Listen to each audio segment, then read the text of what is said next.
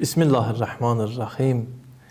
Bugün həm qanlı və rəşadət səhnəsi olan Kərbəla səhnəsinin ən gənc, ən uşaq, məsum imamı olan İmam Muhammed Baqir əleyhissalamın və eyni zamanda Hicri qəməri aylarının ən fəzilətlisi, ən üstün aylarından biri olan Rəcəb ayının başlanğıcı günüdür. Bu münasibətlə hər birinizi təbrik edirəm. Həm İmam Baqir əleyhissalamın doğum günü sizlərə mübarək olsun və eyni zamanda həm də fəzilətlər ayının başlanğıcı münasibəti ilə sizləri təbrik edirəm. Allah bu ayda bizlərə tövfiq bəxş etsin ki, ona layiq bəndəçilik edə bilək. Təbii olaraq İmam Baqir əleyhissalamın doğum günü münasibəti ilə bir sıra tarixi rəvayətlər mövcuddur. Bəzi rəvayətlər budur ki, Səfər ayının 3-də doğulmuşdur və ikinci məşhur budur ki, Rəcəb ayının 1-də dünyaya gəlmişdir.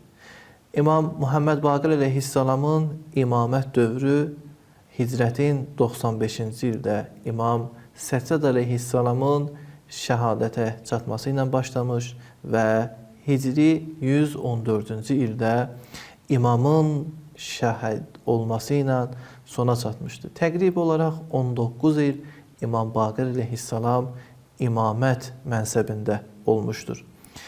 İmam Baqir əleyhissalamın həyatı barəsində, üstünlükləri barəsində çox danışmaq olar. Onlardan da biri budur ki, İmam Baqir əleyhissalam heç bir şəxsin yanında dərs almamış. Heç bir şəxs belə bir iddianı edə bilməz ki, Baqir mənim yanımda dərs almış və mən ona İslam məarifini, həqiqətləri öyrətmişəm. Heç kim belə bir iddianı edə bilməz. Lakin İmam Baqir əleyhissalam İslam məarifini, elmi həqiqətləri, çoxsaylı məarifi bütün İslam dünyasına ərmağan etmiş, çoxlu şagirdlər yetişdirmişdir. Buna görə o həzrətin ləqəblərindən biri Baqiril Ulum Ən-Nəbiyyindir. Yəni, bütün peyğəmbərlərin elminin varisi, elmini yayan, elmini açandır. Belə bir üstünlük İmam Baqir əleyhissalam üçün ən böyük üstünlərdən biridir. Və eyni zamanda İmam Baqir əleyhissalamın yaşadığı dönəm Bəni Umeyyə hakimiyyətinin sonlarına təsadüf edir.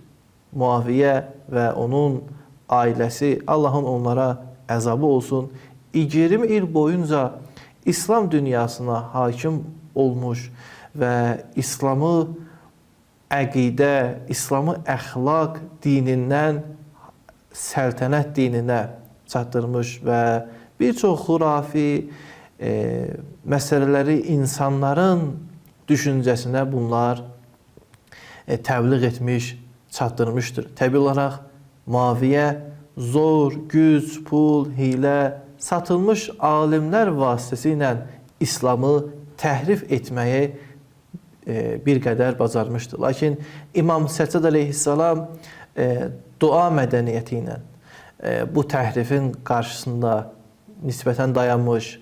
İmam Baqir əleyhissalam isə bu təhrifin qarşısında elmi bəyan etməklə, elmi dərslər təşkil etməklə bu təhrifin üzərini insanlara açmışdır. Beləcə, ilk olaraq İmam Baqir əleyhissalamın dönəmindən başlayaraq İslam məarifi təhsil formasında, dərs formasında müsəlmanlara bəyan edilmiş elmi məsələlər insanlara çatdırılmışdır. Bu dönəmdə bir çox şəxslər özlərini imama nisbət bilmişlər, imamla həm əqidə olduğunu vurğulamışdılar. Onlardan biri, yəni bir şəxs gəlir İmam Baqir əleyhissalamın yanına, deyir ki, canım sənə fəda olsun, bizim yaşadığımız yerdə sənin şiyyələrin olduqca çoxdur. İmam onların əqidəsini soruşmur. Yəni, onların əqidəsi nədir? Bu sualı etmir. İmam 3 dənə ictimai, mənəvi sualı soruşur ondan. Həl yə'tiful ğaniyyu aləl fəqir? İmamın soruşduğu ilk sual budur. Sən ki deyirsən orada şiyyələr çoxdur, şiyyələr çox yaşayır. De görüm onların varlıları yoxsullara mərhəmət göstərirmi?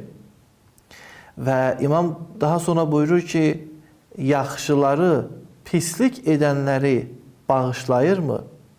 Və onlar biri-birlərinə yardım və fədakarlıq edirmi? Bu şəxs deyir ki, ya imam, xeyr. İmam bu cavabı eşidəndən sonra buyurur ki, ləysə haula eşşiyyə. Onda onlar şiyyə deyil. Əşşiyyətu mən yəfəlu hada. Şiyyə o şəxsdir ki, bizim tərəfdarımız o şəxsdir ki, bu üç işi görür. Üç iş bundan ibarət oldu ki, mərhəmət, sevgi onlar arasında olsun. Bağışlanma, bir-birinin eyiblərini örtmək, bir-birlərini təhəmmül etmək onlar arasında olsun. Yardımlaşma bunlar arasında olmalıdır. İmam Baqir əleyhissalam bu formada şiyə cəmiyyətini ilahi bir cəmiyyət olaraq tərbiyə etməyə çalışmışdı. Ümidvaram, inşallah biz İmam Baqir əleyhissalamın təyin etdiyi, tərif etdiyi bu şiyyələrdən olmuş olaq. Və kimsə desə ki, filan yerdə sənin şiyyələrin var, imam deməsin ki, onlar leysed haula şiyyə, onlar şiyyə deyil. Esselamu aleykum və rəhmətullahi və bərəkətuhu.